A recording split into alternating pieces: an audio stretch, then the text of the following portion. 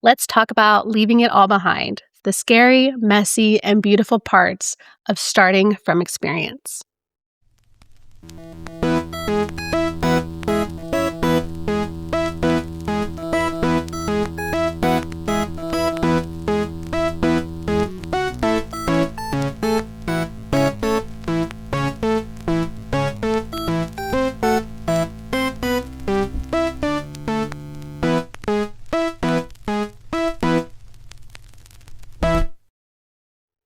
Hi, everyone. Welcome to Please See Above with your guest host, Alexandra.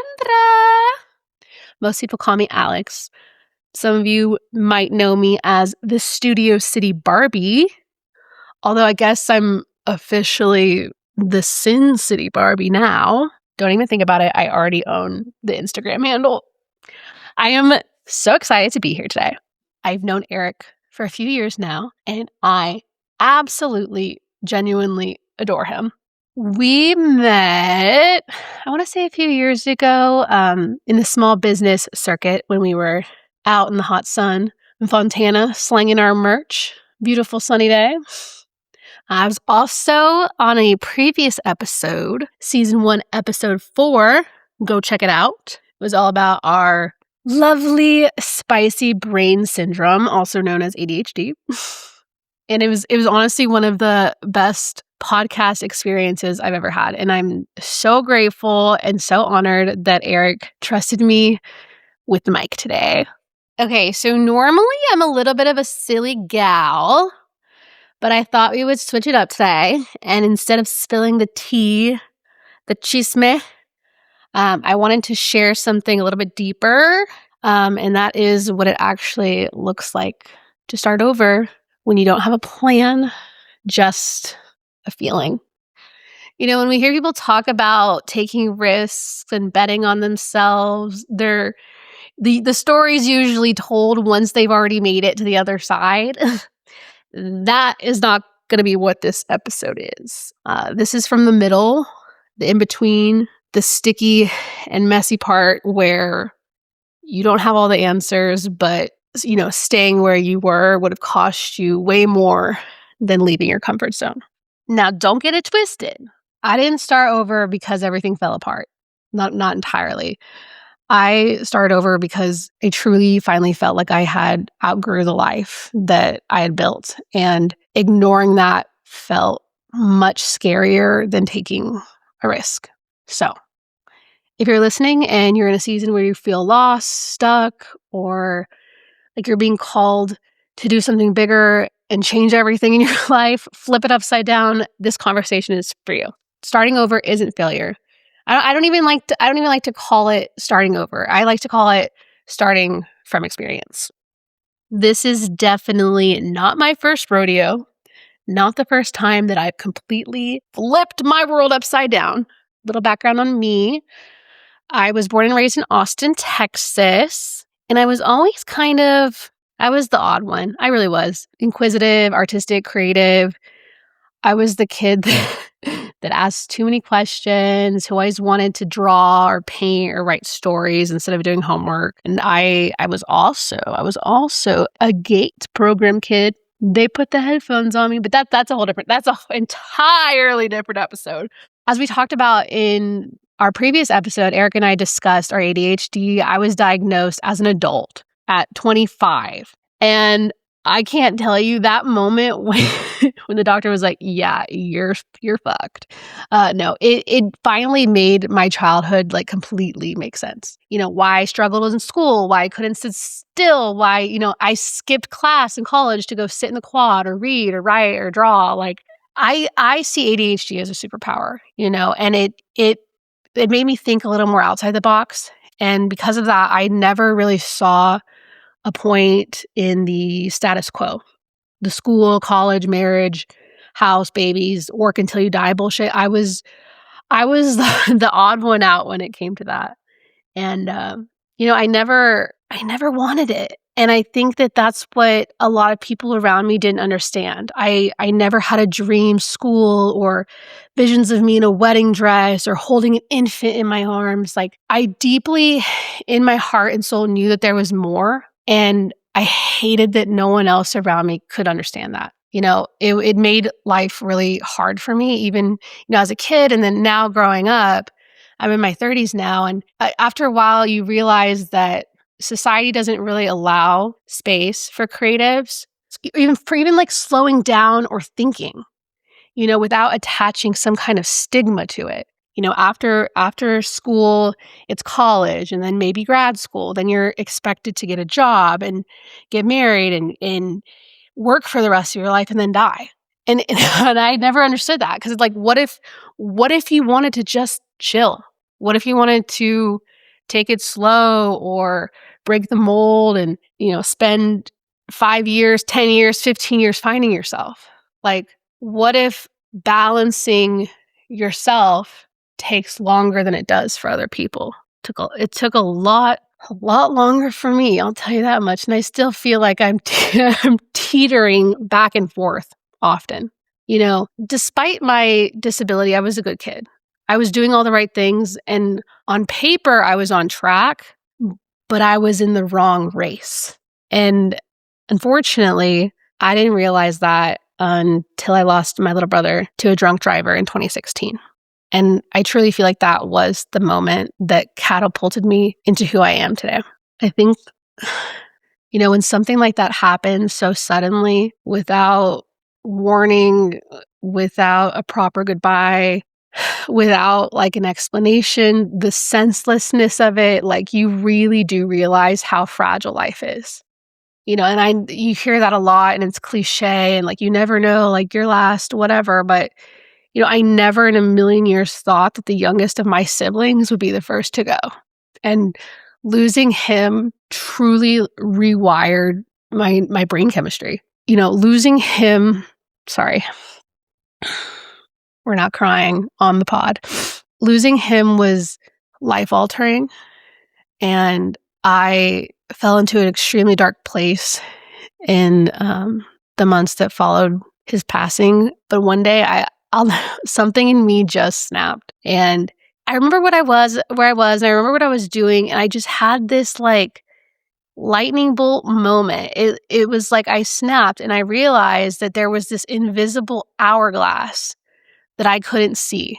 And each moment, these little grains of sand in that hourglass were slipping away.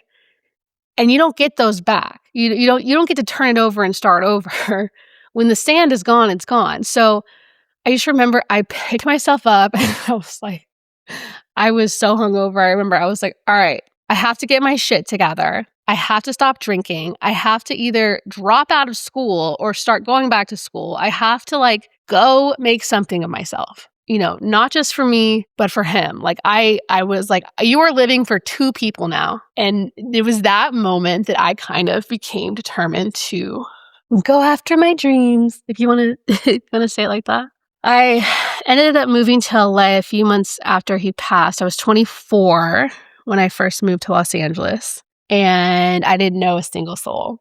I had no job. I had no plan. I had no idea where I was going. Just a dream and a lot of delusion that I would make it off. I remember I had $2,000 to my name and a $1,900 studio rent payment. And somehow I made it. I was put in this position where it was either figure it out or go back to the place that hurt me, the place where all that trauma sat. And I was like, no, that's not an option. So to make a very long story short, it was the best decision I've ever made. I ended up figuring it out. I found work. I built my career. I made lifelong friends. I became, if you would, this Studio City Barbie of a full caricature of what I believe to be LA and LA culture. And I loved every fucking second of it. And then one day, less than a year ago, actually, it all came crashing down. by this time last year, by 2025 of last year, I had been in LA for almost a decade. It was home more than anywhere that I had ever lived. I never once thought I would leave, ever. But you make plans and the universe laughs, I guess. Is that the saying? 2025 it started off rough. The fires, one, which I know it was a devastating time for all of Los Angeles. And then I experienced for lack of better words, a series of unfortunate events. And, because of the fires and previous things that were happening in months before, the collapse of the industry that I was working in, I didn't have much of a choice. I had worked in casting for 6-7 years. I transitioned. I was a celebrity personal assistant for a little bit, which was a mess. And then I ended up, running my own businesses and events. But then came the layoffs, the AI takeover, the writer's strike, the actor's strike. And there was practically no work. I was riding on a dream, and I had lost an opportunity of a lifetime to produce a script that I'd been writing for years. Something very personal that I wasn't educated enough in how, these deals work. And I lost it. At that same time, I misplaced my trust in a friend, and I paid the ultimate price. I lost everything. At that point, February of last year, I was drowning in debt. I was living in a $3,000 apartment that was falling apart. I was falling apart. I was falling behind. My depression was at an all-time high, and I'll be honest, I didn't want to be here anymore. I didn't see a point. And it's hard to sit here and put words to this. Looking back at where I was this time last year, it feels like looking at a stranger, in a different life. Only a handful of people know the truth of that time. And as much as I want to keep it tucked away, I think it's important that people understand. Sorry. I think it's important that people understand the true crushing weight of depression, because it always doesn't look like I am right now. It doesn't look like tears and heavy blankets and, eating ice cream. It doesn't look like that. This time last year, my depression looked like peace because I was ready. And this is a weird thing to say publicly, but I think it's important for those to hear that are feeling the same way, or they feel stuck, or they feel like there's nothing for future them. At that point, I was ready. I had made peace with my end. In my soul, I'll never forget it. I felt this strange, terrifying calm, because I truly believed that soon, all of the pain, the suffering, it would be over. And nobody around me saw what a dark place I was in, because I was wearing the brightest smile of my life. And it was because I was relieved. I was relieved to be leaving, to be done. Which is scary to think, and I'm emotional now thinking about it, because it's holy shit, I wouldn't have experienced, 2025 was a shit year. It was a roller coaster after that, but I wouldn't be here right now talking to you guys had I taken the easy way out. I remember my friend Carrie came over, and I started literally sifting through my life, through my things. I was giving things away. I was selling pretty much everything that I own, all my small business stuff. And that was something I was so passionate about and that I loved so much. I was getting rid of it. I was just I was giving it away practically, and I was ready, and I was standing at the door, and I was I was so ready to just walk through it, because I believed that there was nothing left for me here. And then, call it divine timing, the universe, God, whatever, my phone rang. And for once, it was not on Do Not Disturb. And on the other end of the phone was my mom.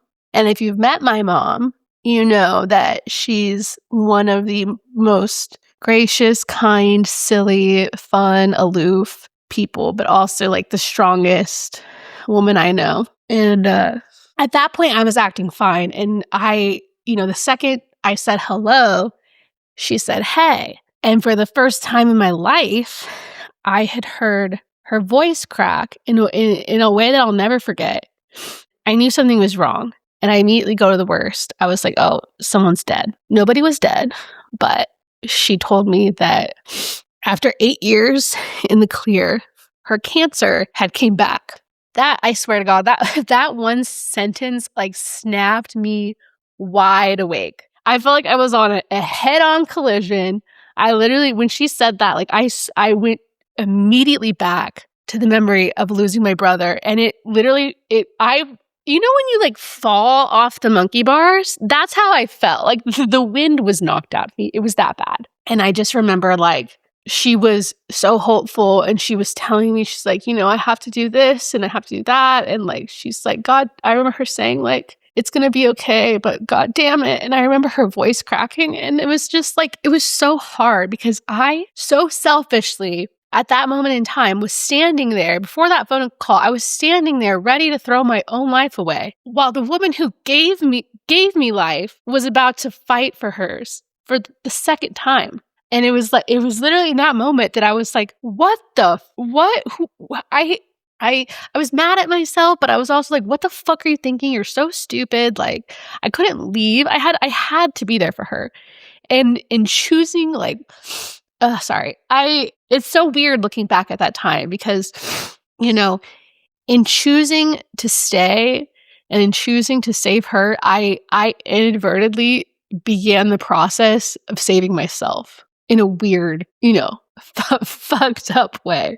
She is much better now. I just want to clarify that. She has been in remission. She's all in the clear. She's going to her appointment. She had to have, part of it removed, but she's doing so much better. She was just here last week. I don't know what I would do without her, truly, honestly. But it was at that time, at that moment, right after that phone call, I hung up the phone, and she didn't ask me to do any of this. I know she wanted me to, and she never mentioned. But once I got there, she was like, "Thank you so much, like for doing this for me."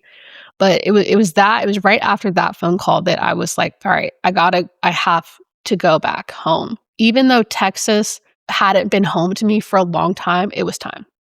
So literally that week, I packed up my life. I put all my shit in storage, my furniture, and I like all of my clothes. I went back to Texas, a place I swore I would never, ever go back to, with a suitcase full of clothes. And I told myself, 3 months, get my mom through her surgery, get her through her treatment, get her through remission, and then leave.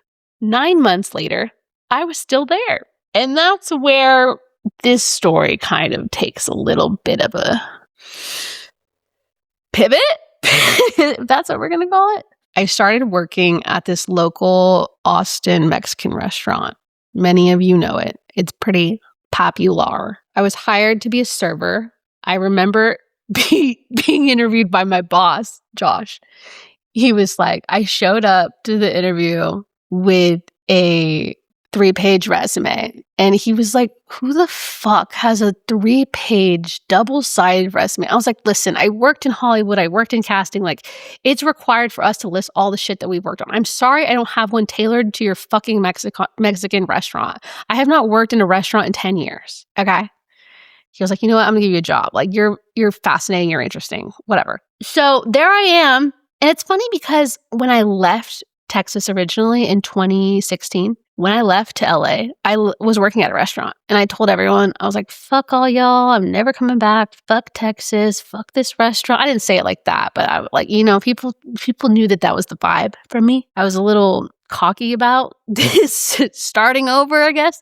And here I was 10 years later, back to square one. It was very, very humbling experience. I'll tell you that much. So I start working, I'm serving, and then I was like, I cannot do this anymore. I tried to quit. And they're like, what if we make you a bartender and you can bartend, make more money? I'm like, yeah, sign me up. So I became a bartender, and then I became a trainer, And then eventually I ended up being their marketing specialist, manager, whatever. And this is over the course of like 1 or 2 months. And I'll be honest, like no matter how fast I moved up or how many friends I made, or, I was climbing this restaurant corporate ladder, if that's such a thing, they'd asked me if I wanted to be a red shirt trainer. And in my head, I was like, you know what? Yeah, that's the next logical step. But I was also fucking insulted that they thought that was like the cap of my like intelligence. I was just like, what am I doing? What am I doing? And I felt appreciated and I felt good about it. But I removed myself from the situation and I look at where I had come from and I looked at what I had done before and it's like, this isn't it for me. I felt like a fucking loser. I'm not shitting on people that choose to work in restaurants. That is a career. That is good money and it's flexible and it has all these benefits and there's lots of good things about it, but it wasn't me.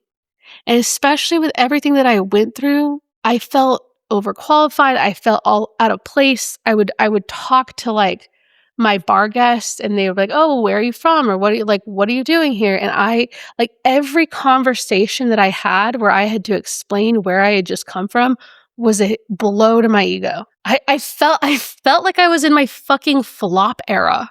Literally. I was constantly in my head battling, like, what am I doing here? I'm too old for this. Why am I putting up with this? Why am I not in a higher paying job with more stability? And the truth is, I look back now, I think that I did that on purpose. That was the only job that I applied for. I didn't apply for any jobs. And I applied for that job because it was a new store opening up. And we all would start together. I wouldn't be the new girl coming into a new restaurant with a new set of drama and problems and hierarchy and bullshit and this and that. We were all starting together. So we were all new. And that's why I went after that job. I didn't apply for corporate jobs or other jobs or jobs in entertainment because I didn't try to level up outside of Austin because I knew the second that I got comfortable, I would get complacent. And oddly enough, I got comfortable anyway. I got used to it and I got comfortable anyway.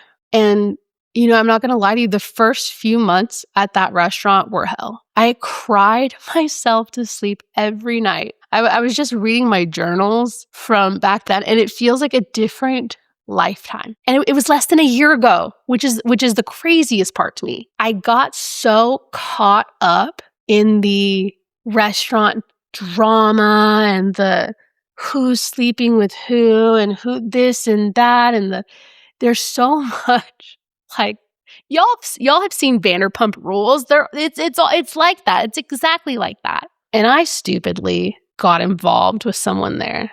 One of the trainers actually, which okay, I know. I should have known better. I'm old enough. Those stories never end well. And it did end well. It ended pretty traumatically with me finding out that he had a girlfriend and 4 young children the entire time. I look back on that moment and as devastated as I was, I think I felt worse about, fuck him. I don't give a shit about him, right? I felt dirty. I felt worthless. I felt lost. I felt lonely. And I think about it and it's like, I had fallen so low. Like not only had this person been deceitful to his partner and to me, but he did not have any of the character traits that I would normally go after for someone. And I think that is a reflection of my own self-confidence and self-worth at that time. I was in a very, very low place and I allowed that to happen because I was lonely, because I liked the attention, because he made me feel special. And I really, really paid the price for that big time. I remember after that exploded. It didn't even really explode. I never confronted him about it. I just kind of bowed out. And it's funny now that I look back at it because he ended up leaving the restaurant and he gave me shit about a lot of things that I would post on social media, on TikTok, me with other guys in the restaurant and them flirting with me and all sorts of stuff, which it's content. Like, and I'm so, one thing about, I'm a loyal bitch. I don't even And now looking back, it's like, oh, like you were projecting, like you were accusing me of doing bad things because you were doing bad things. But that's neither here or there. After that happened, I never went out. I never really went out to begin with anyone there. I went to work. I went home, straight home. You know, on my days off, I was a zombie. Ask my mom. She was worried about me. Like on the days that I did not work, no makeup. I lost my spark. I stopped reading for pleasure. I stopped writing. I stopped journaling. I stopped creating. You know, I stopped being like my silly little self online, talking to you guys on my Instagram. You know, I was staying at my parents' house. Ironically enough, I was sleeping in my late brother's bedroom because that was the only room available, right? And I think because of it, I think just because of the trauma and everything I had experienced and what I was going through and, you know, how I felt about myself, I experienced the most horrific night terrors. Like, I'm not even kidding you. Like, this is like my nightmares were worse than like Epstein shit. They were on par with Epstein shit, except I wasn't abusing anyone. In my nightmares, I was being abused. I had a dream that I watched myself get decapitated. Like, what? That's how fucked my head was. And I don't watch scary shit. It was bad. It was bad. Like I would wake up screaming, sweating, crying. I would get up in the middle of the night. My mom can attest to this. I would get up in the middle of the night, like I could not breathe. I was stressing Lexi out. I would go sleep on the couch and I couldn't sleep there. And then I would go back to the room and then I would end up at I would wake up in a different part of the house every night because I could not find peace and rest anywhere. I was even taking sleeping pills just to get a couple hours of sleep. And sometimes, honestly, that didn't even work. It was bad. I was sitting in my car before work. I would cry and then I would, you know, fix my makeup, pull myself together and walk in. And it really felt at a point like I was putting a mask on. My coworkers, managers, the bar guests, like they became the audience of the show. And no one had a clue. And I kind of reveled in that and I enjoyed it because I got to step out of myself for a little bit and play a character. And I was there for 9, almost 10 months until one day, dun, dun, dun, I was bartending and a manager came over and made a very crude joke about the man that I had been involved with prior, the trainer, brought up his name and everything, made a really sick fuck joke. And I'm staring at him blankly. And then another manager chimed in with his 2 cents on it. And in my head, I'm like, y'all, this is old news. Who the fuck told you this? But alas, they began mocking me and teasing me over something incredibly traumatic that they didn't even know the full story, you know, but they didn't fucking care. They had made up their mind about me. And it was that moment that I realized, as miserable as I was at that restaurant, I was actively choosing to stay. I had become comfortable and complacent enough to tolerate disrespect straight to my face, just to avoid painful change. And it was that night, I remember it was that night, I literally was in my car and I recorded a TikTok that I never posted. I was just so angry. I was like, I'm getting the fuck out of here. And truthfully, I didn't know where the hell I was going, but I was going. You know, I had spent the last 9 months at my parents' place, you know, paying off my debt. I had saved a little bit of money. And at that point, I knew LA. As badly as I wanted to return to LA, I knew that LA's a very unpredictable place, especially in the fields of work that I have experience in. And I wasn't about to be a fucking server or bartender again. And I just knew that LA would drain my savings. Like within 2 months, it'd be gone. So call it, you know, what everybody, I don't know if like the stars were aligning or what the hell was happening, but it was August that I had tickets to go see the Backstreet Boys, my favorite childhood group besides Britney. I went to Vegas by myself, and that's a whole different episode. The show is incredible. Go see it if you can. But anyways, while you know that whole trip was amazing, I saw when I was there, like I saw an opportunity. I saw creativity, entertainment, illusion, delusion, the glitz, the glamour. I saw what I was passionate about. I saw showbiz, baby. Like Vegas never dies. It's like New York. It's a city that never sleeps, truly. And I had this wild idea. I was like, you know what? I'm going to go back to Vegas, but this time I'm going to stay off of the Strip. And it was a month after the Backstreet Boys show. I did that. I booked a flight to Vegas. I stayed off the Strip, and I completely fell in love with the city. The nature, the community, the things to do, the art, the beauty beyond Las Vegas Boulevard that I had no idea. I never knew it existed. And I was like, this is it. Like, this is my reset button. It's not LA. Nothing will ever replace LA, but it's close enough to LA. It's similar enough to LA that I could see myself not just working here, but like thriving here and enjoying, finding peace here doing something that I love. Because Texas, they have a very, very small film and television sector, and it's mostly just festivals. So I found an apartment, I signed a lease, and once again, I was back to the drawing board. New city, no friends, no map, no plan, no anything. And I have now been here for 3 weeks, and I can truly say that I feel the same hope that I felt when I first moved to LA. Leaving Texas in the state that I was in was terrifying, but the risk of staying there and falling further down that hole was way greater than the risk of leaving. People call it, oh, well, you're starting over. It's like, no, I'm starting from experience. And that's something that I hope people can take from this, is that starting over looks different for everyone, but starting over, it looks like quiet days.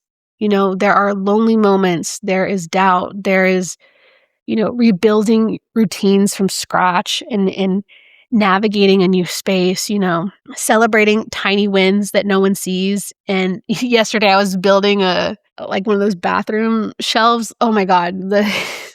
That was a small win, but it was a win nonetheless, because it took me forever to figure it out.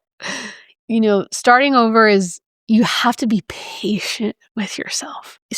I've started over here in Nevada, but when I left LA and went back to Texas, that was also, in a weird way, starting over. I was starting from experience. I had taken what I had learned in LA, and I saw myself as regressing. It cost me emotionally.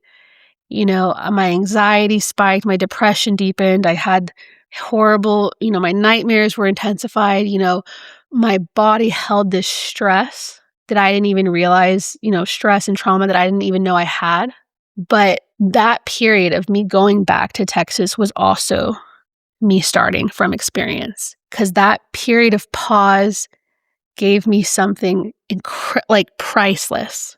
I gained perspective, humility, gratitude, a super defined clarity of who I am and where I want to go. But it was such a refreshing and humble reminder that my worth isn't tied to a job title ever.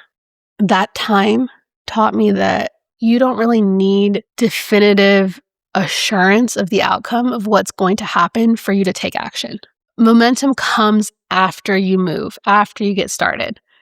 And waiting for that permission for when you're ready, that's what's going to keep you stuck. You're never going to be ready. You have to dive in head first. It's a risk and it's scary, but it's worth it.